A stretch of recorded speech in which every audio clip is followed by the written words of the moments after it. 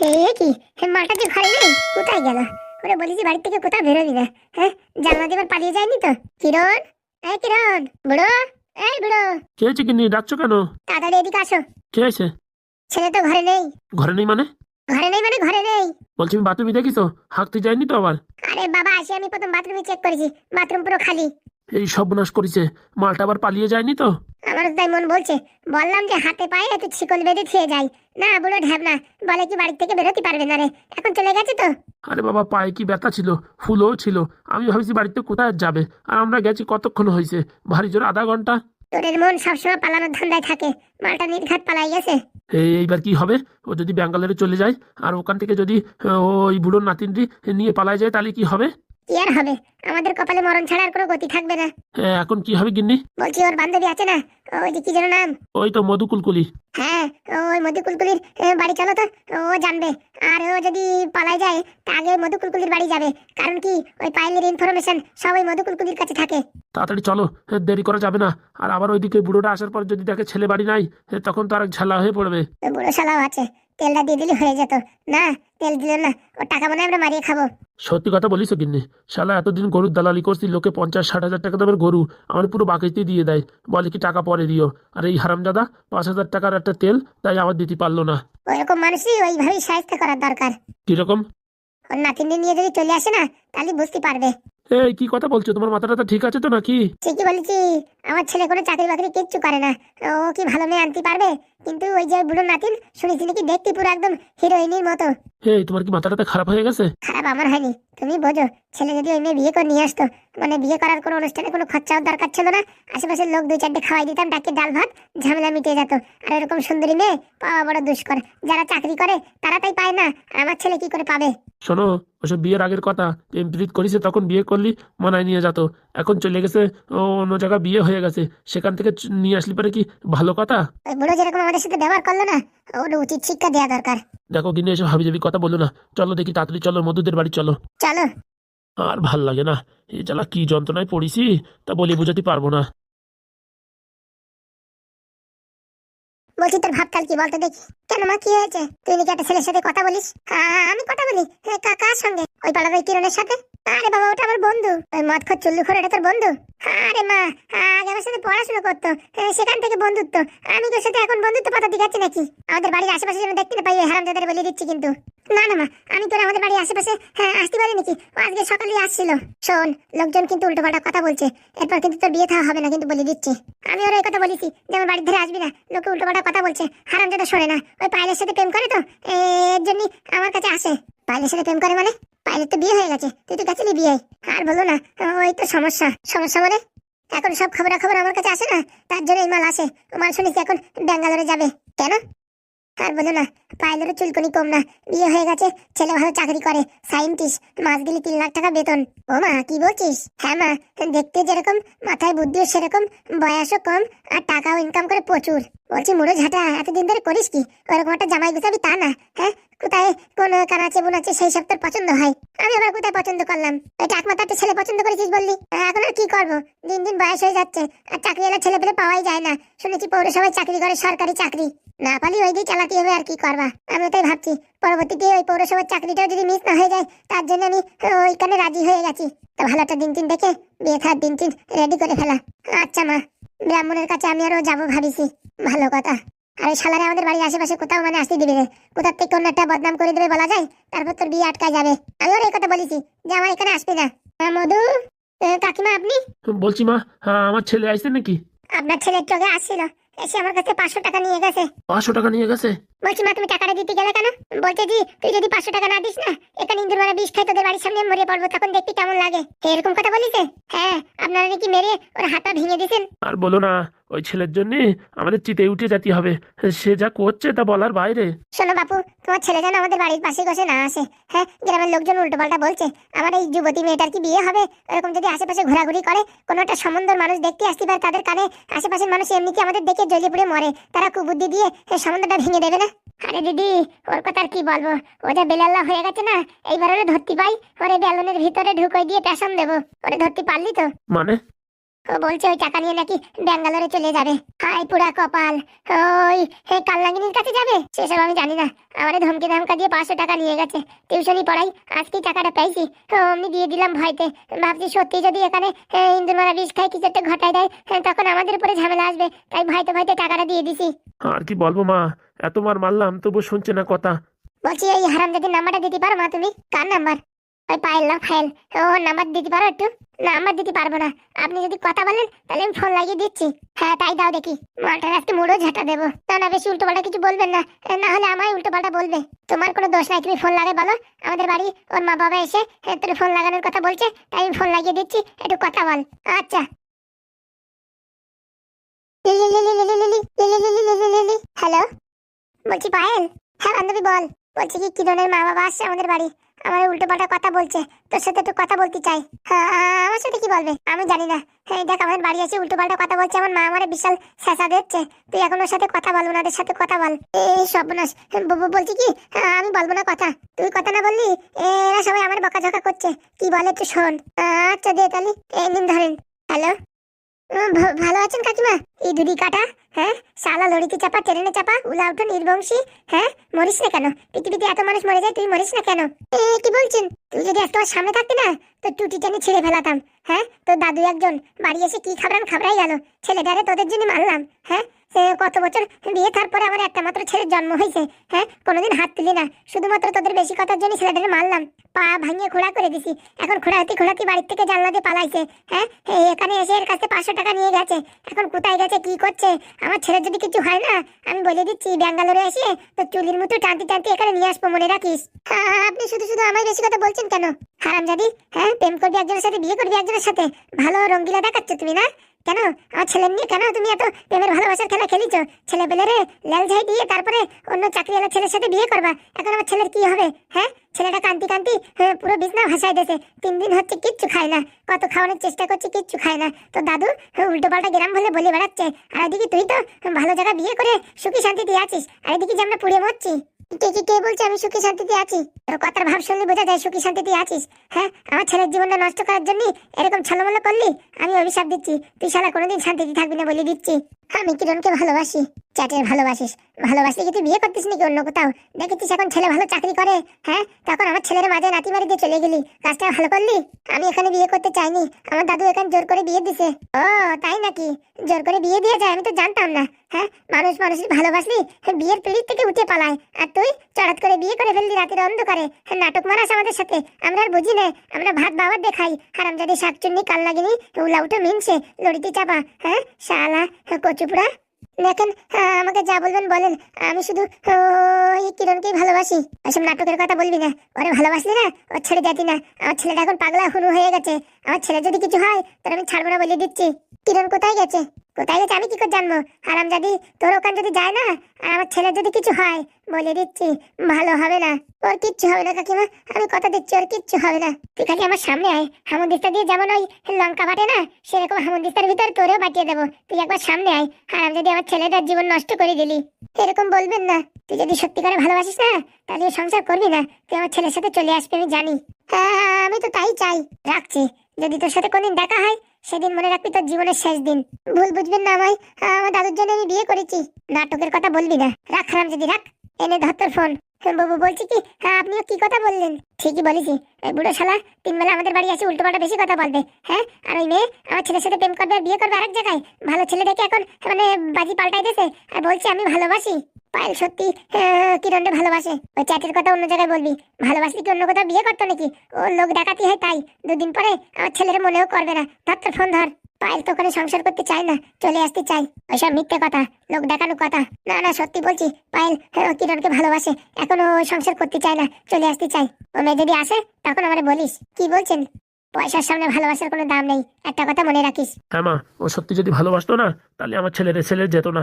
আজকে যদি আমার কাছে কোটি কোটি টাকার মালিক হতাম তা দেখতিস ওই বুড়ো মেনে নিত। এখন দেখিস জামাই মাস গেলি 3 লাখ টাকা পেমেন্ট, হ্যাঁ তাকে এখন আমার ছেলের সাথে বিয়ে দেয়, আমার ছেলে এখন শত্রু হয়ে পড়িছে। আপনারা কি বলছেন আমি কিছুই বুঝতে পারছি না, বোঝার কিচ্ছু নেই। তুই যদি এই মেয়েরে ফোন করে উল্লাস কোনো কথা বলিস আমার ছেলের সম্পর্কে ভালো হবে না বলে দিচ্ছি। আমি তো ফোন করা ছাড়ান দিছি, আর আমার ছেলের সাথে কোনো সম্পর্ক রাখবি না। দেখো দিদি তখন থেকে কথা বলে যাচ্ছে, আমি কিন্তু কোনো কথার উত্তর দিচ্ছি না। বলে দিচ্ছি আমার মেয়ের যদি উল্টোপাল্টা কিছু বলো না, বাড়ি কিন্তু চটি আছে, চটি দিয়ে বড় বউ দুজনে বাড়ি পুরো সোজা করে দেবো। আমার হালকায় নিও না, বুঝতে পারিস? তোমার কি বলিস, তুমি এরকম কম্পিটিশন থেকে চট চট চট করে চেটে উঠিস কেন? আমার বাড়ি এসে আমার সামনে আমার মেয়ের ধমকির বার আমি চুপচাপ বসে থাকবো? তোমার মেয়ে কাজই এরকম করেছে। হারামজাদি, এখান থেকে বেরো, বেরো শালা, শালা শয়তানি। দিদি, মুখ সামনে কথা বলবা। দিদি দিদি বলবি না, বিধবা মুখী, বেরো এখান থেকে। কি বললি? আমার বিধবা বললি? বিধবা না দেখি শালা, তোর পিছনে তো স্বামী রয়েছে, মাথা একটু সিন্দুর তেল লাগাতে পারিস না? বুড়ো বয়সে ফ্যাশন শো দেখাও নাকি? দেখো ভালো হচ্ছে না কিন্তু, বলে দিচ্ছি। আরে তোমরা ঝগড়াঝাটি করছো কেন? বাড়ির দিকে চলো না তো। এই তোমার সামনে আমার বিধবা বুকি বললো, হ্যাঁ, আর তুমি বলছো বাড়ি চলো। এর প্রতিবাদ চাও না তুমি? কি আর বলবো, সিন্দুর তো একটু লাগাতে পারো। কেন, মাথায় ডেকে লাগাইছি? ওটা তো টিপ। তুমিও শালা এখন ওই বুড়ির পাল্লায় পড়িছো। হ্যাঁ, এখন আমি বেশি বুড়ি হয়ে গেছি তাই না? আমার পছন্দ হচ্ছে না। এ কোথাকার কথা, কোথায় তুমি কি ধরো? তুমি বাড়ি চলো তো। বাড়ি আজকে চলো, তোমার যদি শেষ আনা দিছি তা আমার বলিও। ওই তো পারো শুধু। আর দেখো, তুমি যে আজকে কথাটা বললে না আমার বিধবা মুখী, এর জবাব আমি একদিন ঠিক দেবো, মনে রাখো। বাড়িতে বেরোবা নাকি?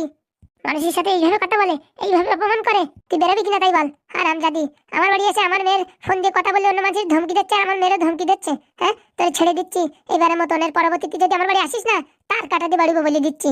তার কাটাতে বাড়বি? তোর এত বড় সাহস আছে? তুই দেখবি আমার শরীরের রক্ত গরম হয়ে যাচ্ছে, ব্লাড প্রেশার হাই হয়ে যাচ্ছে, কিন্তু এখনই কিন্তু গুদুম করে তোর চিটে মেরে দেবো। কি বললি তুই? ঠিকই বলিস, এখান থেকে পালা। হারামজাদি নির্বংশী শালা, উলাউটো নির্বংশী মিনছে, বিধবা মুখী। আবার বিধবা মুখী বললি? একবার না 1000 বার বলবো। শালা, তোর স্বামী থাকতে তুই মাথায় সিন্দুর নিস না, বিধবা মুখী নেই কি? আরেকবার বল, এখনই কিন্তু হাতাহাতি হয়ে যাবে বলে দিচ্ছি। আরে গিন্নি চেঁচামেচি করো না তো, ছেলেটা কোথায় গেছে তারে না খুঁজে তুমি এখন এইসব হাবিজাবি কাজ করছো। এই বুড়ো ঢামনা, এই তোরে তো বলছে না, বলছে আমারে, আমার সেন্টিমেন্টে লাগছে। তোর তো কিছু হয় না, তোর বউরি কেউ বেশি কথা বলি তোর মনে মনে আনন্দ থাকে, আমি বুঝি না। তুমি কথা বলে না তো, ছেলেটা আবার ট্রেন ধরে আবার ব্যাঙ্গালোরে না চলে তাড়াতাড়ি স্টেশনে চলো। চল, আসন বুড়ি, তোর আমি দেখে নেবো। আমার হালকায় নিস না, তুই আমার হালকায় নিস না। এক ঘুষি দিলি না, তোর নাকের বারান্দা সমান করে দেবো পুরামুখী। এখন হাতে সময় কম, এর জন্য ছেড়ে দিলাম, পরবর্তী সময় ছাড়বো না। আর আমাদের ওদিকে যদি আসিস না, সেদিন তোরে দেখিস কি করি। কি করবি রে, কি করবি? আমি এক্ষুনি যাবো, তোর বাড়ির উঠোনে যাবো। যদি বুকির পাটায় দম থাকে হাত লাগাই দেখিস, বুঝতে পারছিস? মারামারি করতে করতে হাত আমার পাথর হয়ে গেছে। যাইয়ে গুদুম করে তোর মাথায় এক ঘুষি দিলি, উঠতে পারবি না। তুই কি মানুষ নাকি দৈত্য? এখনো কি দেখেছিস? তোর সাথে বোঝাপড়া অন্যদিন করে নেবো। যা পারার করিস, এখান থেকে কেটে ওঠ। আর আমার বাড়ির ত্রিসীমানায় কোনোদিন আসবি না। তোর বাড়ি কোনদিন হাঁকতিটাই আসবো না, মনে রাখিস। আর চলো তো তুমি, তখন থেকে এখানে ঝগড়াঝাটি করছে, ওদিকে আমার মন বলছে ট্রেনে উঠে চলে গেল, তাড়াতাড়ি চলো। বুড়ো, তোর ভারী মজা ঠেকতিস, আজকে বাড়ি চল। হ্যাঁ, পেরেক দিয়ে বাড়বো তোরে। হারামজাদি, যেরকম ছেলে সেরকম মা। ও মা, ওরা চলে যাচ্ছে, তুমি খালি খালি এসব কথা বলে আবার বাড়াচ্ছ কেন নেটা? তুই চুপচাপ থাক, বুঝতে পারিস? কেন, আমি আবার কি করলাম? তোর জন্যই তো এত ঝামেলা। তুই তাড়াতাড়ি ব্রাহ্মণটাকে বিয়ের দিন তারিখ ঠিক কর, ওদের ভাবতাল আমার ভালো ঠেকছে না। আচ্ছা, বলছি ম্যাডাম, আমায় ডেকেছেন? শোনো কটকটি, তোমার জন্য একটা সুসংবাদ আছে। বলেন। আজকে ফুটোদের খেল শেষ। মানে বুঝলাম না। ফুটোদের বাড়ি বাংলা বানানোর সব প্রসেসের জিনিস রাত্রেবেলা লোকদের রেখে আসবো। তাতে কি হবে? সকালবেলা ঘুমের থেকে ওঠার আগে ওদের বাড়ির সামনে পুলিশ চলে যাবে, আর এদিক দিকে মহিলা সমিতির লোকদেরও পাঠিয়ে দেবো। ওরা যায় দেখবে হাতে নাতে ফুটোদের বাড়ি মদ বানানোর প্রসেস চলছে। তখন পুলিশে গ্রেপ্তার করবে, আর এই মহিলা সমিতির লোকজন ওদের ঘর বাড়ি দুয়ার ভেঙে মোটামুটি অ্যাপ্লিকেশন দেবে যে এই গ্রাম ছাড়ো, এই গ্রামে বসে হাবিজাবি মদ চুল্লু কিচ্ছু বানানো যাবে না। এটা কি কাজ করবে? 100% করবে। শুনি, এটা কার বুদ্ধি? এখানে আমার বুদ্ধিও আছে, উকিলের বুদ্ধিও আছে। 100% কাজ করবে। এর আগে আমরা এরকম করে অনেক মানুষই গ্রাম ছাড়া করেছি। বলছি কি, ওদের বাড়ির লোকজন কিন্তু সবসময় অ্যাক্টিভ, কি করে এই কাজটা হবে? আরে তুমি ও নিয়ে টেনশন করো না, রাতের অন্ধকারে সব করাই দেবো। আর যদি প্ল্যান সাকসেসফুল না হয়, একটা না হলে আরেকটা, আরেকটা না হলে আরেকটা, যতক্ষণ না ওদের এই গ্রাম ছেড়ে বের করছি ততক্ষণ আমি ক্ষান্ত নেবো না। নারকেল বেগম তোমার সামনে কথা দিচ্ছে, ওদের এই গ্রাম ছেড়ে আমি বের করবোই করবো। ঠিক আছে ম্যাডাম, আপনাকে অসংখ্য ধন্যবাদ, কিন্তু এই কাজটা যাদের দিয়ে করাবেন তারা যেন সতর্ক হয়ে এই কাজটা করে, কারণ কি ফুটোদের বাড়ির প্রত্যেকটা মানুষ বিশাল ট্যালেন্টেড মাল। তার জন্য ব্যবস্থা নেওয়া আছে। কি ব্যবস্থা? ওই তো হাতে ওই অজ্ঞান করা জিনিস নিয়ে যাবে, যদি কেউ সামনে আসে না পট করে স্প্রে মারবে, চিত হয়ে পড়ে যাবে, বুঝতে পারিস? আপনাদের কথা শুনে মনে তো হচ্ছে প্ল্যানটা জোরদার প্ল্যান, কিন্তু কাজ করবে কিনা আমি তাই ভাবছি। বলছি, তোমার কাছে যদি অন্য কোনো প্ল্যান থাকে সেটা বলো।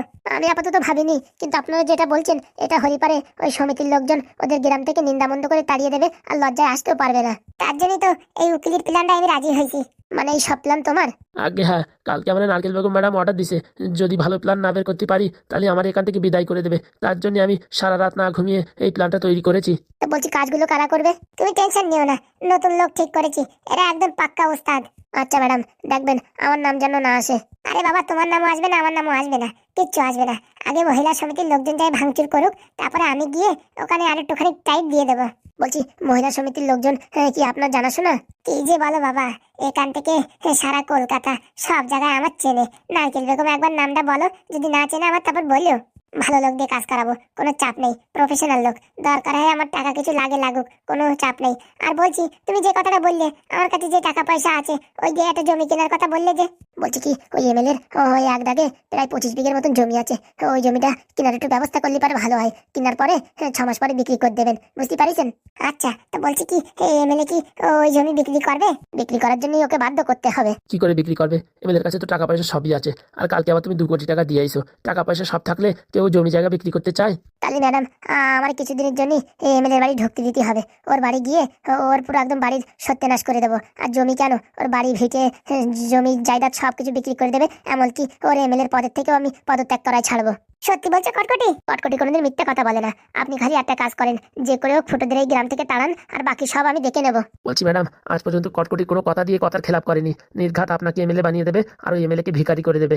ও যখন এত বড় একটা কাজ করে দিচ্ছে, আপনি আর টেনশন নেবেন না। এখনই শুরু করে দিন, ওই ফুটোদের এই গ্রাম থেকে বের করে দিন। আর ওরা বেরোয় গেলেই আপনার ভোটে জিততে অনেক সুবিধা হবে। আরে তার জন্য তো উঠে পড়ে রাখছি, টাকা পয়সা আমার যা খরচা হয় তাতে আমার কোনো টেনশন নাই। ওই মালগুলোর আগে বাড়ি থেকে এই গ্রামের থেকে বের করাতেই হবে। ঠিক বলিস, ওগুলো হচ্ছে অ্যান্টিভাইরাস, সবকিছুর একদম মাথায় থাকে। ওই অ্যান্টিভাইরাসই আগে মারতেই হবে, নালি শালা কম্পিউটারে ভাইরাস ঢুকতেই দিচ্ছে না, কি করে হ্যাং মারাবো? এতক্ষণ একটা কথা বলিছেন ম্যাডাম। কেন তুই কি ভাবিস আমি পড়াশোনা জানি না বলে কি মূর্খ নাকি? না না ম্যাডাম, তা কখন বললাম? বলছি ম্যাডাম হাতে সময় নেই, আপনি তাড়াতাড়ি এদিকে কাজ চালু করেন, আর আমি এদিকে দেখি এমএলএ এর খবর দিই, এখানে ডাকি। ওই জমি জায়গার কথাটা আগের থেকে বলে রাখি, নয় তোরা ভাববে কি জমি জায়গার জন্য হয়তো আমি এই বাড়ি গেছি। তার জন্য আগের থেকে আপনি বলে দেন, পরবর্তীতে যাতে আমার উপর দোষ না আসে।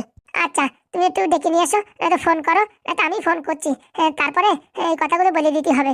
বলছি আপনি ডাকলে ভালো হয়, আমার পরে এখন একটা সেরকম ওদের একটা দৃঢ় বিশ্বাস হয়ে পারেনি।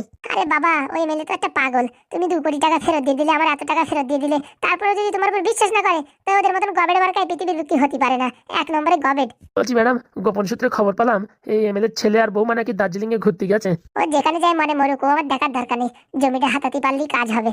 ও নিয়ে চিন্তা করবেন না ম্যাডাম, 2-4 দিন সময় লাগতে পারে, কিন্তু জমি ও এমএলএর বিক্রি করতেই হবে। তাড়াতাড়ি চেষ্টা করো, না হলে এমএলএ যদি জানতে পারে সব টাকা পয়সা নকল, তাহলে কি আর জমি বিক্রি করবে নাকি?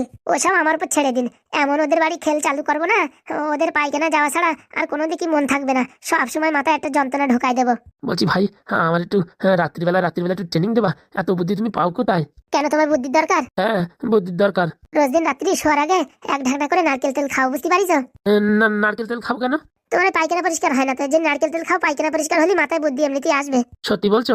হ্যাঁ, নারকেল তেলের ভিতরে ওই ঝাঁটা ধোয়া গোবর জল আর উপর দিয়ে একটু লেবু চিটকাই দিয়ে খেয়ে নিও সকালে বিকালে। বলছি গোবরগুলো জল কি খাওয়া যায়? তাহলে কি বুদ্ধি কি উড়ে আসবে? গোবর গুলা জল খাতেই হবে। ও ম্যাডাম, কি বলছে? কটকটি যখন বলছে তাহলে ঠিকই হবে। তাই বলে গোবরগুলো জল? আর একবার ট্রাই মেরে দেখ না, অসুবিধা কি? পয়সা তো লাগতেছে না। গোবরগুলো জল? বলছি ম্যাডাম, আমার প্রচন্ড খিদে লেগেছে, আমি একটু খাওয়া দাওয়া করে নিচ্ছি, আর আপনি এমএলএ বাবুকে ফোন করেন। ঠিক আছে। বলছি এবার খেলা দেখ। ফুটোদের তো গ্রাম থেকে মনে কর তাড়াই দিছি, আর কটকটি যদি এমএলএর অবস্থা টাইট করে দেয়, তাহলে এই পৃথিবীর বুকে শুধুমাত্র একটাই এমএলএ, নারকেল বেগম। চারিদিকে কত পোস্টার হবে বড় বড়, আমি লাল পেড়ে শাড়ি পরে সেখানে ফটো দিয়ে দাঁড়িয়ে থাকবো পোস্ট মেরে। ও সুন্দর, অমৃত, অসাধারণ। আমি তো এখনই ভেবে আমার চোখ দিয়ে জল চলে আসছে। বলছি ম্যাডাম, কাজগুলো কাদের দিয়ে করাবেন? লোক আমি হায়ার করেছি। তা কখন আসবে তারা? এই তো 4টে ট্রেনে আসবে। বলছি ম্যাডাম, আমি কি তাদের চিনি? তাদেরকে আমি চিনি না, আর তুই কি করে চিনবি? কি বলছেন? ঠিকই বলছি, দেখ নাড়ই লাগাই দিছি, এখন দেখবি খেলা কেমন হয়। সত্যি ম্যাডাম, আপনার মতন বুদ্ধি আর এই কটকটির মতন বুদ্ধি আমি দেখিনি কারোরে। নারকেল বেগমের বুদ্ধির এখনো কি দেখলি? হ্যাঁ, আমি হচ্ছে দাবা খেলা মানুষ। এমন ঘুরপ্যাচ দেবো না, লাস্টে ঘোড়ায় যাইয়ে নেটা বাজিয়ে থাকবে। তাই তো দেখছি। খালি দেখতেই থাক কেমন বাদাই খেলা। বললি হবে, খেলা আছে, খরচা আছে।